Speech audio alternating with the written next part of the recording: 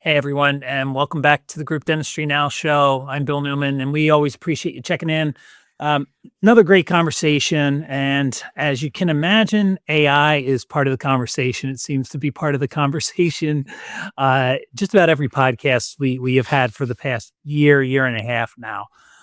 So we'll I think we're going to talk about the impact it's having on practices, how we absolutely still need that human element, how AI and people work together, how there's some apprehension. Um, and we're also going to talk about operating systems and practices. I think something that's really important to discuss. What is a hybrid team? We have Cory Pinegar to talk all about that with us. And I'm actually, and Cory's back on the show. I think this is his second or third time. We've had him on a couple of webinars as well. So he's a regular here at Group Dentistry now. He's the CEO of Reach. And Cory, it's good to have you back. Thank you. Appreciate it. And I'm really excited to have Dr. Peter Boulden here. This is his first time on our podcast, however, and he'll let us know how many podcasts he has under his belt because he's the co-host of Bulletproof Dental Practice Podcast. And I'm looking at his bio right now. I'm not going to do him justice, but he's also the founder of Atlanta Dental Spa, 8 practices, 2 best-selling books. And beyond the podcast, you also have a year-long mastermind curriculum with Bulletproof. And then in your spare time, it looks like you also have a Dental Partners AI, which is an AI native DSO. So I'm guessing there isn't much spare time left, but it's nice to have you on, Peter. Thank you. Thank you very much. So Peter, why don't we kick things off with you, maybe a little bit more about your background, if you don't mind, and then a little bit about Bulletproof Dental. Yeah, so I think your bio hit it well, and I won't spend too long on that. But essentially, I started at one. I graduated 2002. Started at one fee-for-service practice, and I've grown those to 8 over the years. Mainly through kind of my love for marketing, my love for kind of the systems, and started a podcast with Craig Spodak, who's out in Delray, Florida, in about 2016. So we're coming up on I guess we are at our 10th year of doing this. There's been about 450 episodes. Like you mentioned, we have a mastermind, so we coach about 51 dentists in a year-long curriculum, and then we have one summit a year. So it's kind of good. I have two sides. I have kind of a coaching mentoring program, and I get to see a lot of, the pulse of dentistry, if you will. And then I have kind of my own ecosystem of operations. So it's a good mix. It's a good mix and very fulfilling all the way around. And tell us a little bit about dentalpartners.ai. What is that? Yeah, so that is essentially the amalgamation of all the practices. I have 4 brands under my 8 practices, and so for so many years, honestly, we have been courted and almost sold to a private equity scenario. And every time I get to that situation, it's just like, this is not for me. I'm probably not going to be a good acquiree. And so, look, my love for AI, we're actually doing an AI summit and such, is that, and I know there really isn't a native AI DSO out there. Granted, it is a little bit bombastic, right? It's not that this, it's just computers running this DSO, but it's native first, like from a first principles thinking, what can be done? And if it can be done now with an operations standpoint, we are deploying that in our ecosystem. So, you compare and contrast, you look at kind of the spectrum of dentistry right now. It's some dental offices look like they might have a fax machine, and others are kind of gearing towards the AI native standpoint or bringing on hybrid employees like Cory, right? That is, in my opinion, the future of where the puck is going in dentistry. So it's really just, the Dental Partners AI was born out of an excitement for where the industry is going, and I think it's good stuff all around for dentistry, especially kind of with AI. I'm so intrigued, and Peter, you and I haven't chatted in a minute. What have you found as you're building natively with AI of areas? Because there's a bunch of studies from MIT and a bunch of things where people are token maxing and rolling out initiatives and it's not working. There's areas where you're seeing accretive value too. What have you found, whether it be co-working or different agents? Like, what is working from that kind of core first principles native perspectives right now?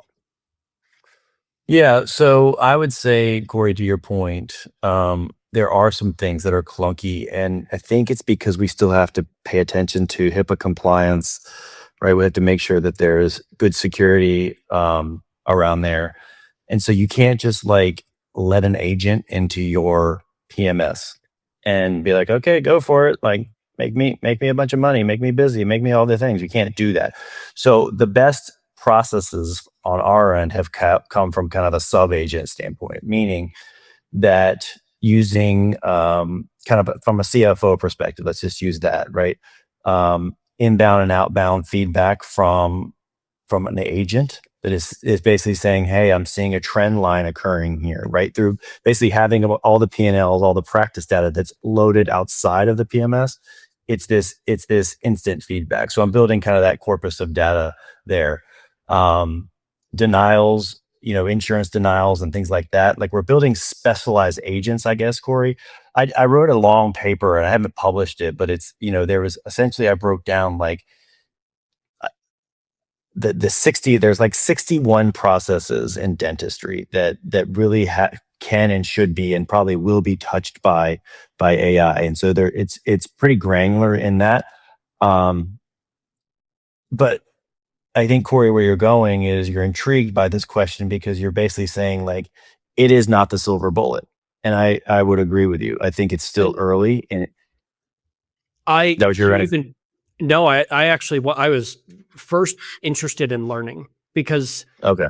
where we're at today in 6 months, I mean, at the beginning of the year, everybody was talking about OpenClaw. Then Anthropic has grown heavily onto the scene. I was genuinely curious from like, where are you getting value?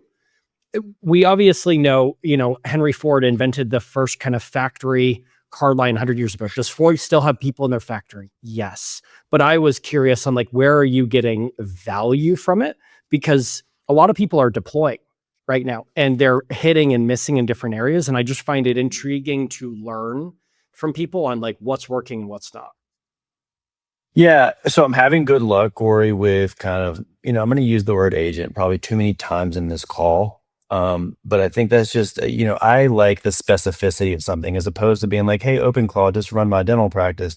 I like to control things and put them in silos and stuff. So from a marketing perspective, running autonomous processes there, website updates, SEO, LLM, geo, all the things, even ad management.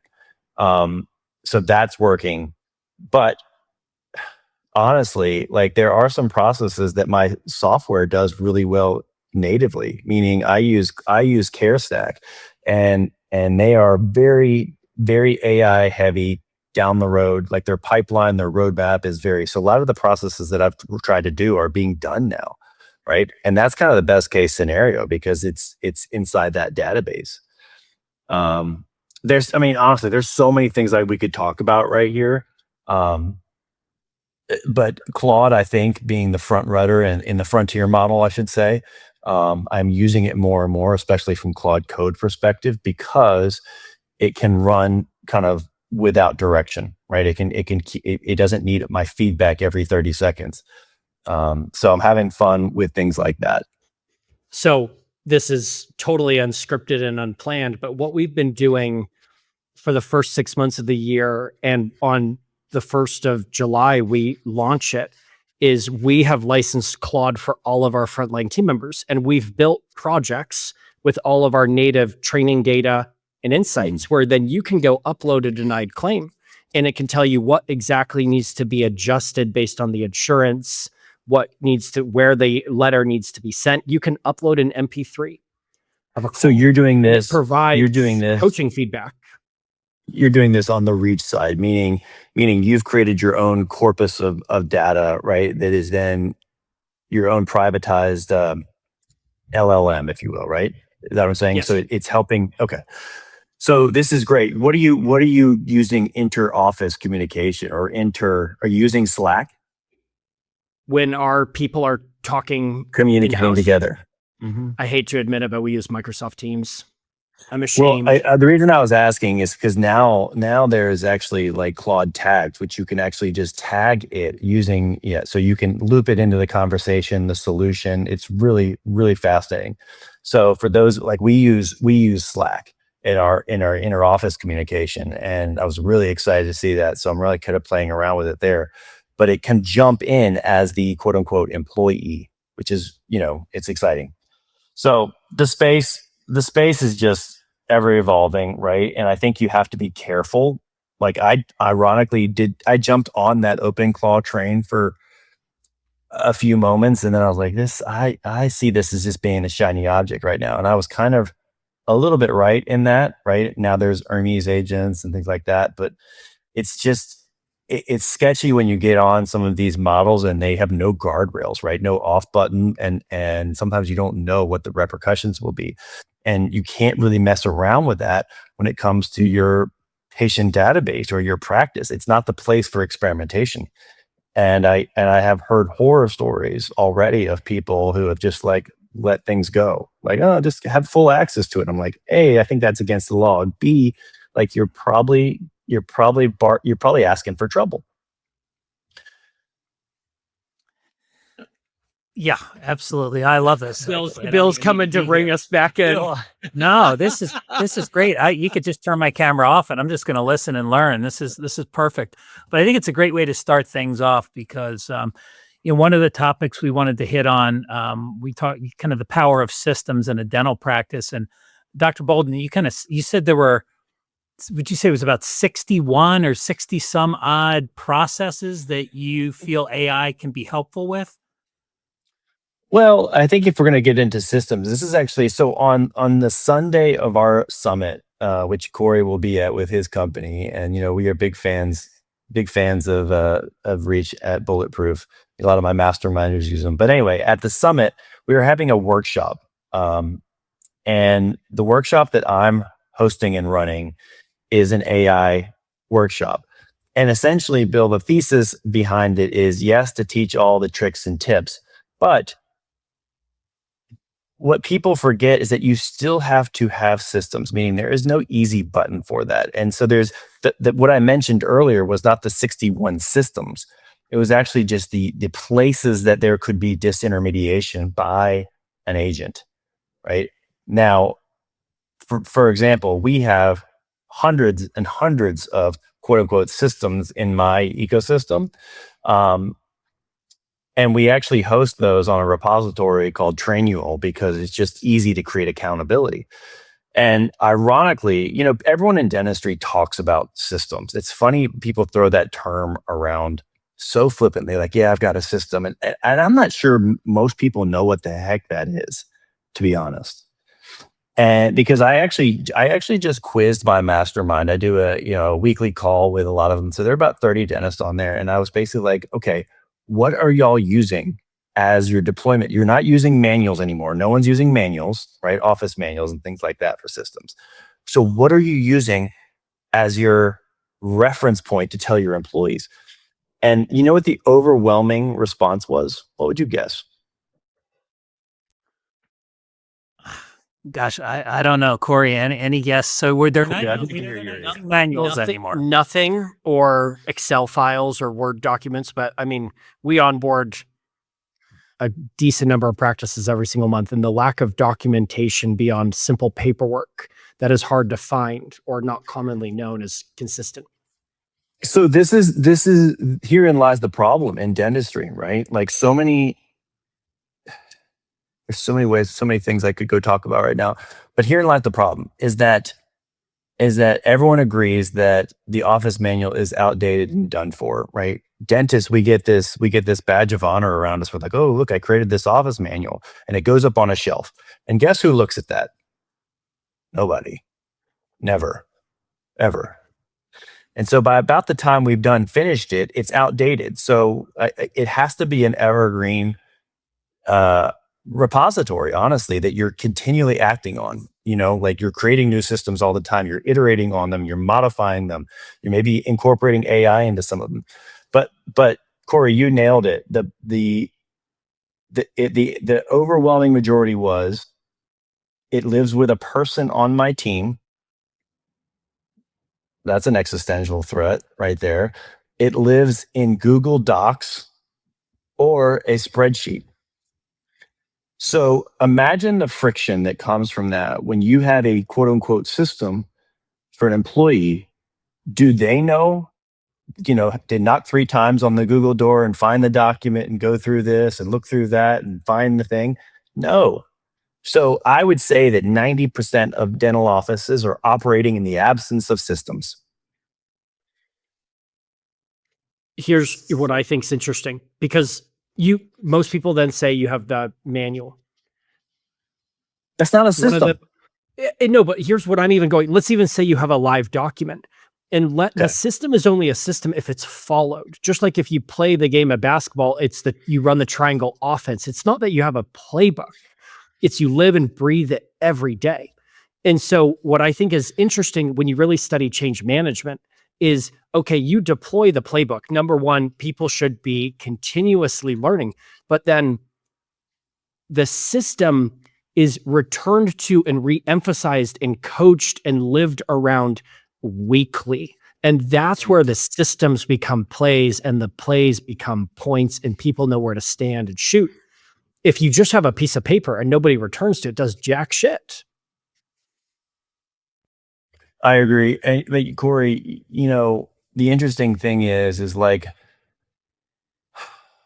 most employees don't know what success looks like in their office, right? They get inadequate training. They don't know what a touchdown looks like in their office. They don't know if it's, they're doing a good job, doing a bad job, right? Because there's been no methodology proposed of like, here's the scaffolding of what you should do.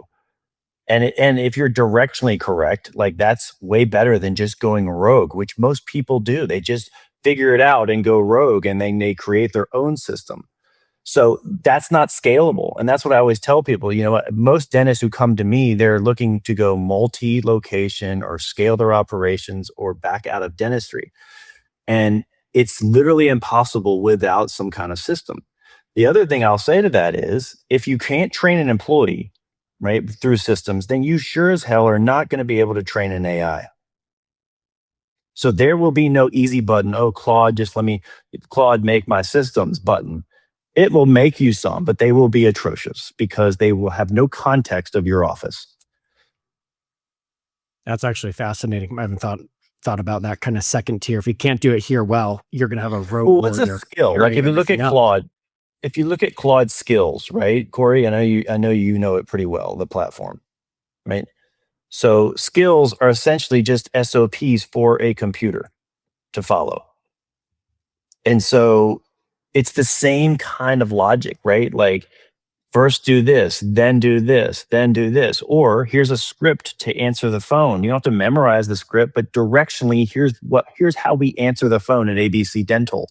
Not, hey, just figure it out. We're overwhelmed. Just figure it out, which is what most people do. Just figure it out. Just watch me.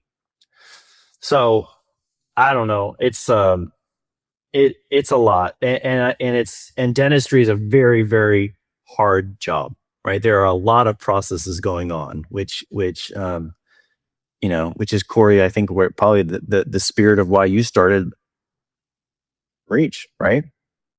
I mean, I think you go to school thinking you're going to clinically practice every single day, and then you realize running a business is a full-time job within itself, and not just keeping the finances afloat and paying down your debts.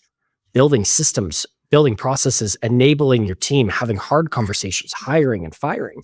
And if you can pull back a few of those and drive more consistency, people can focus on what they went to school for and do what they're passionate about without feeling like they're doing it engulfed in their own dumpster fire. Right. Well, without systems, and I suffered from this too. Going back to the dumpster fire, right? We've all been in periods where we have been on fire, and I sure as heck have had many years like that. Where I call it in Bulletproof, I call it the nucleus of everything. And so throughout the day, we are exhausted and burned out when we go home, not from the dentistry that we're doing, but it's the thousands of decisions that had to run through them. So think of the cell, right? Going back to biology, and everything has in the past this nucleus. And when you have to give the answer for where's the copy paper and how do I fix this, and you're the doctor, how you should know everything, you go home exhausted, and you can't say I don't know to anybody because you're the doctor. And so this is where the strain happens in dentistry. This is where we see the burnout. The burnout typically isn't from, hey, I'm tired of doing crown preps. Right. Sorry, I feel like I'm like just like going off on these This is great. tributaries of stuff. Now I've But got I've added more questions. So this I think there's a lot of really good points here. And we started off with AI, and I'm curious from both your standpoints, because you're both working with a lot of different groups, solo practices, and probably all Mhm. different shapes and sizes. And s- uh, ho- how are they embracing AI? Is it something that they're interested in using? Have they tried it? Hasn't worked? Have backed off? Of combination of like all the above. I'm curious because everybody we're inundated with it in our personal lives, in business. All these AI solutions. You go to a dental show now, and 75% of the vendors are something AI. And a lot of them are kind of sort of doing the same thing, but it's hard to even figure out what they're doing. And so that can be a full-time job, just kind of sifting through, besides Claudes and the Chat GPTs of the world, these, AI infused or AI platforms. So I'm really curious, maybe Pete, we can start with you. What are some of your mastermind people saying when it comes to AI? Well, most of them are using it, and I say they're using it with like party tricks, meaning they're using it just like they would use Google as an answer engine. So they're not, no, only about 1% of the population is probably using AI in the agentic layer, which is right, your reverse prompting, meaning you're just defining the outcome of what you want as opposed to, hey, Chat GPT, how many quarts are in a gallon, which is what most people are doing. I would say 95% of people are doing that. So prior to my mastermind, I do train a lot of my dentists in AI and how to deploy this in their life and their practice. But I would say prior to my education, they were using it just like I told you, right? Just as like a party trick. Like, oh, look at this, look how smart it is. They weren't making their life easier, better, faster. But now I have dentists who are vibe coding. I have them who are transcribing. I have them who are making their own learning modules and softwares. It's really, really cool. And that's what I think it takes, honestly. There has to be an inflection point where you connect the dots in your life and you're like, oh, this is what people mean. Hence, that's why I wanted to have a summit, an all-day summit where people could leave feeling like they were an expert, because it doesn't take long to become an expert, quite honestly. It just takes you sitting down and learning some best tips and tricks. It's not like we have to learn coding anymore, right? No one has to learn how to code computers or coding language or anything like that. You just have to be able to talk and what tools to use and what outcome you want, and be strategic, and then iterate and iterate again. That's really as hard as AI is. But so many people are intimidated by going to a whole different layer. So they stay at that answer engine layer. Well, I mean, let's even go back. For the last 20 plus years, we've lived and breathed on Google. And Google is bred on the ground of best cheeseburger near me. We now live in a world where to write a prompt really takes 4 different categories, but we grew up in a world of SEO where you wanted to say as few words as possible to get the outcome you needed. I'm sure, Peter, you use Whisperflow or some of these other dictation tools. You actually do better with AI if you just vomit all of your It's more thoughts, context because the outcomes, and information. context windows are so big now. That's what I think you're saying, Corey, is like it used to be that you had to be succinct, but now it's like you have million word context windows. So the more vomit you give it, the smarter these things are. So smart, they can be like, I think I know what he's saying. I think I know what she's saying here. Right. And so agreed with what you just said. The context windows are so much better. So where we've actually seen the biggest change in our own organization, every day we have a report that goes out to our executive team that summarizes the number of chats and conversations our team members had on average. And where we've actually seen the biggest lift isn't by deploying more projects or adding more context or deploying more SOPs. That has been great. It's actually by hiring a few AI enablement coaches. And so we have people who have Claude licenses, but then for an hour a month, you sit down with a coach and they say, where do you feel like you're wasting your time, or where are you not enjoying putting your time? I hate pulling these numbers on a Monday morning to send out this report to blah, blah, and blah. Well, guess what? That enablement person then shows them, well, here's what you can do. And once you solve a pain, you go, well, if I could do this, I could do that. And the problem is people are just slapping AI workflows on it when really a lot of the core issue is rewriting the user, the good people behind it, on here's how you prompt engineer, here's what you can solve. And once people become enabled, you don't even need all of these fancy workflows to start. You need people who are embracing it and understanding how to write a proper prompt, how to put together the outcomes that they want. And we've seen the biggest lift on actually driving value, not driving utilization, but more solutions, insurance verification, scheduled calls, more claims submitted, more claims paid timely, by actually focusing on enabling people to use the tool by solving their own pain. I love that. You know what this reminds me of is I use a term in Bulletproof all the time, is like where the rubber meets the road, right? Because I don't want to, fancy shiny objects are great, and this is but if they don't do something to create leverage in your practice, time, money, or emotion, then it's just it's just a fancy shiny object. So this is why I get mad when people get enamored with KPIs, because these dental dashboards come up, Cory, as you know, and it's all, look at the 1,000 metrics that I can track now. But here's the problem. You don't know kind of what the supporting evidence that was there to make the KPIs. Then you don't know if the KPI is good or bad. And then lastly, if it goes wrong, do you really know how to reverse engineer the outcome to change it? Right. And so what I love what you did in that, in your own environment, is you took something that was hated, and instead of people having to go, I say push versus pull, instead of people having to go pull that data and find this report, and oh man, you had an AI push it to your people, push it to you, right? Giving you that information. So it's a push versus pull, and one has sustainability, right? In that aspect. The push, when things are pushed to you, they're usually, okay, I'll read this and ingest it. But when you have to go harvest that data and look around and count this and count that, not going to happen. Not going to happen. So I know I just talked about two different things, but like I'm trying to ram as much of in this podcast as possible. But I think you're going at something interesting here, where also AI is sold in the world of a full solution or elimination of humans. What if you could go back and say humans are the core? What's the difference between AI slop and AI gold? Is the people that are writing and engineering the agentic structure, the prompt, the project, whatever it might be. So if you base layer with good people that are trained and educated and enabled on how they do, you're selling steroids to someone who goes to the gym.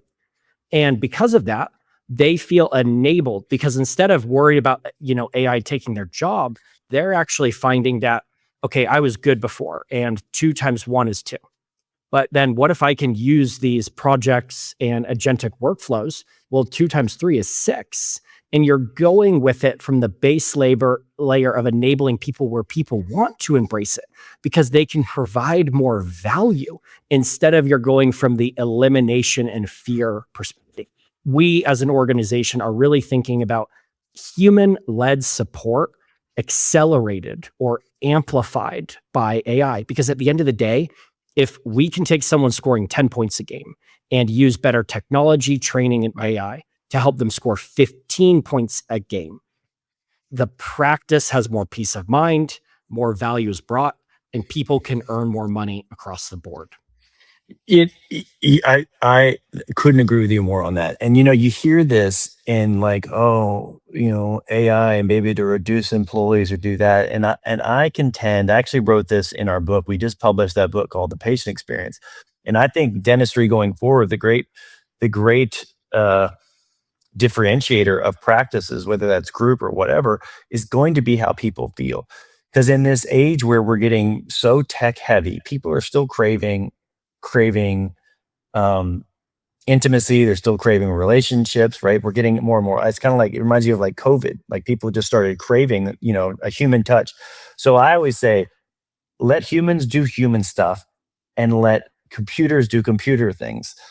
And really, I mean, that's kind of the thing. It's not to get rid of jobs, but it's really to enhance the experience of dentistry for people, right? Because so many times you go in, it's like, oh, we're so busy with this insurance claim and our hair's on fire and this clipboard and that clipboard and this payment, as opposed to focusing on Mrs. Jones that just came in for her first time in 10 years, right? And she's nervous about her dental appointment and she really wants to have a good experience because the last one she had was bad, and it was a dirty office or it was a bad experience or the dentist was mean or people seem busy or not concerned. Now we can focus on the core aspect of dentistry, which I'm happy about. So AI is not in my office to reduce jobs or payroll. It's to let us become more empathetic, more caring, more experiential. But look at the data. What are the best? We spend a ton of money on Facebook ads. What's our best performing ad? It's one that I filmed in my courtyard walking around with my phone on the FaceTime. We have a $40,000 camera, our two videographers have. And our best performing stuff is authentic, is human connected. And so that connection will always exist. I fully agree. Let's get out of the mud and let's focus on connecting with people. The second thing is there's 3 interesting metrics. 32% of all phone calls are missed. 56% of all recare patients have never been reached out to. And $2.4 million of unscheduled treatment sits in the average practice. Those are real empathetic conversations that have not taken place because people are so overwhelmed in the admin side. So if we buy back time, we can call Mrs. Jones and say, hey, we know you were really worried about that root canal and you canceled.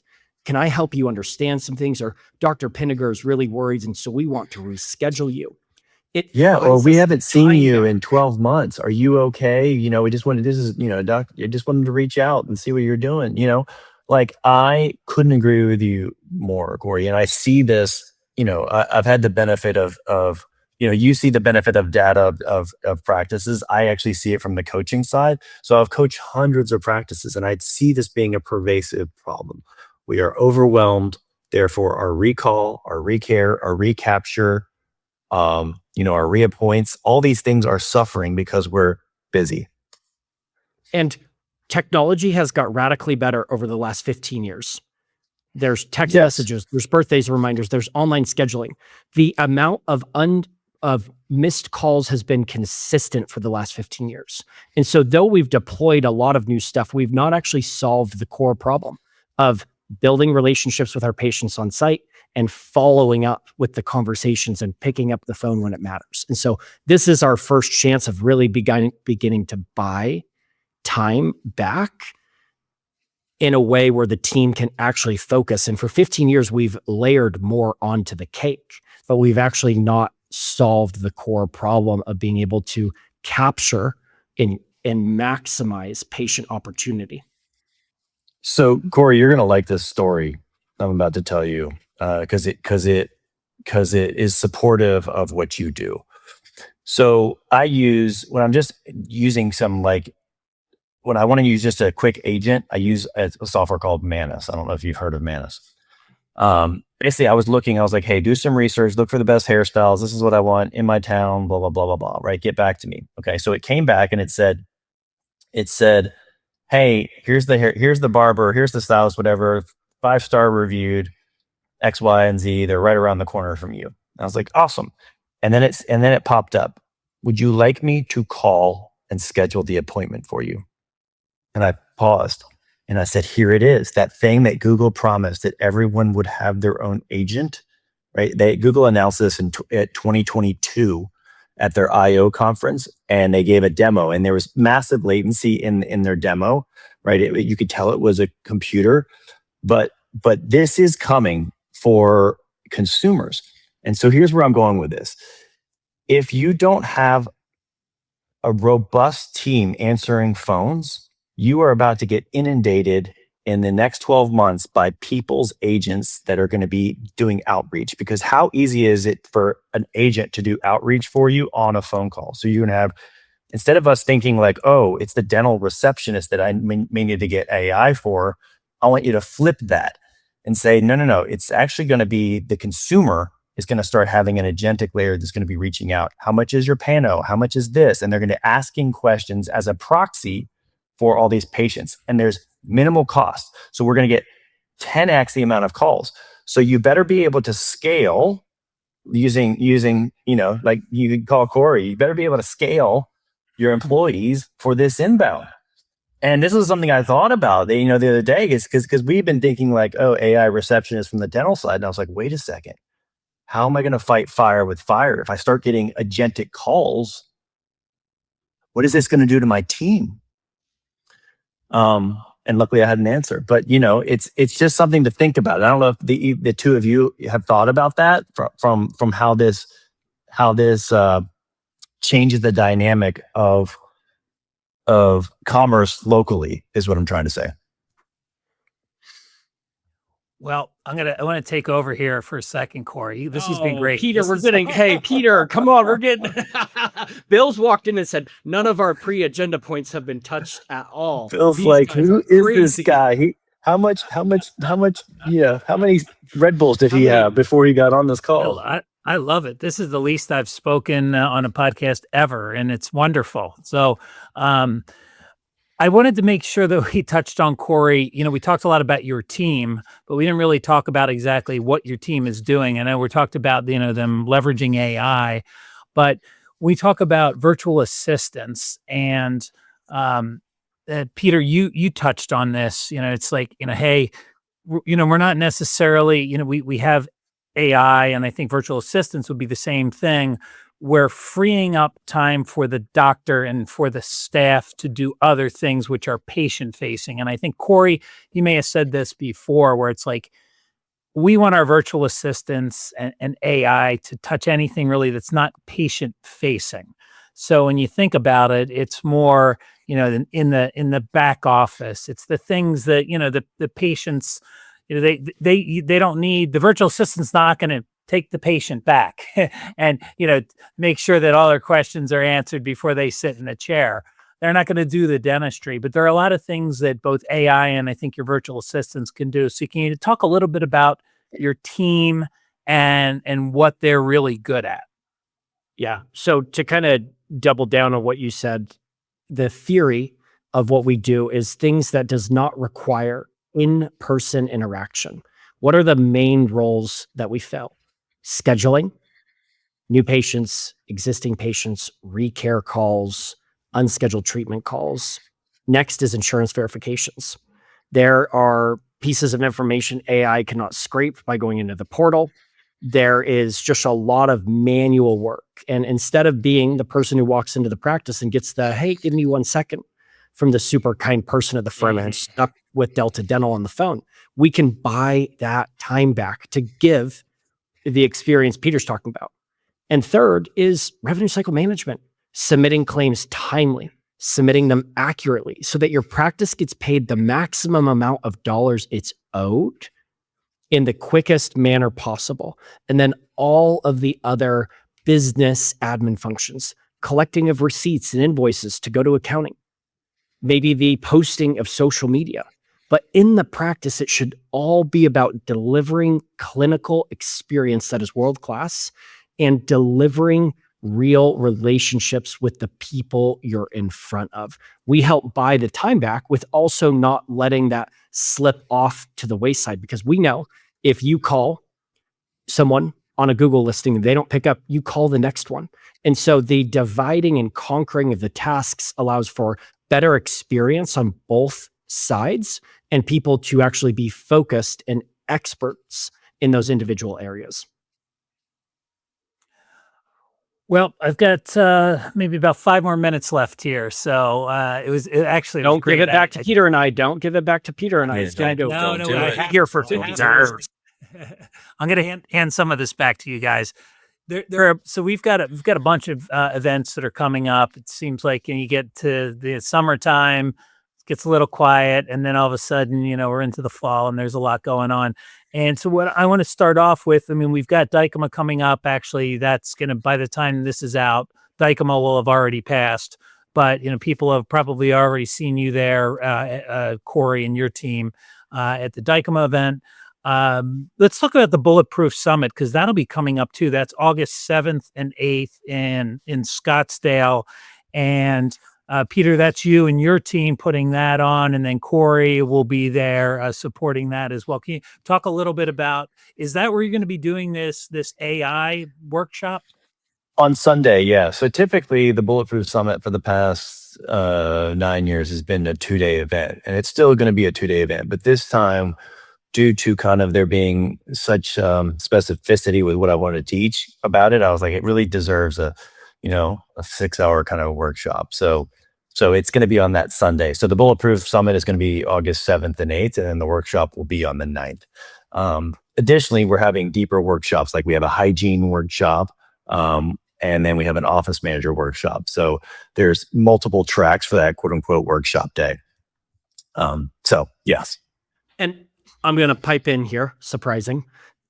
I have been in this industry for nearly 10 years, and I want to give Peter his flowers, though I actually don't want to give Peter his flowers, that they've built something really unique at Bulletproof, which is a community of like-minded peers pushing towards common goals. And I think one of the accelerants of success and even de-stressors in the very lonely world of being a dental practice owner and operator is having a community of like-minded people where you can say, hey, just as when we started today, hey, Peter, what are you doing with AI that's actually working? Oh, great. Well, I'm going to go put that playbook into it. What's your SOP for this? Or how have you handled this type of scenario before? And there's a lot of events out there today. They've built truly a unique community. Yeah, thank you for that. And really, the flowers weren't for me, because like you just said, it's really the community that's done something. And I think so many dentists function from this place of a lone wolf syndrome, I call it, because I did, right? You can't confide in anybody. You can't confide in your colleagues for fear that they'll weaponize that against you locally. You can't go tell your team there's problems. You can't go home and tell your wife or your husband there's problems, because like you're not supposed to have those things. So you just kind of live in this lone wolf scenario. So when you have a community that authentically is pulling for you and supporting you and giving you, the best practices of what they're doing very transparently, because they're not competing with you and supporting you, it's amazing, right? So the mastermind is evidence of that. It's really a super supportive community, and it's probably one of the biggest joys of my life. But Cory, to your point about the community, at the summit, we really encourage doctors to bring their team, because if I've learned anything in my 25 years of being a dentist or being a practice owner, it's that the team is the biggest leverage. And so we get people to bring their team to help create some systems there, to create alignment there, to create some vision there, to create boots on the ground. When the rubber meets the road Monday morning, what are we going to do?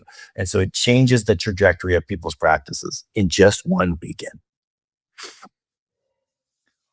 Well, if you want to learn more about the summit or the mastermind, or just even check out the podcast, it's pretty easy. It's bulletproofdentalpractice.com. We'll put that URL in the show notes, and all the contact information is there if you want to learn more again about the summit, or actually if you want to read his books as well.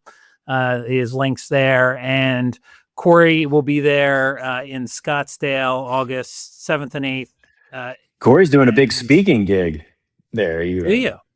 Oh, Cory looks He's like news to me. Well, the reason is so many of my masterminders use his company, and we love it as our Bulletproof community. It fits into our ethos so well.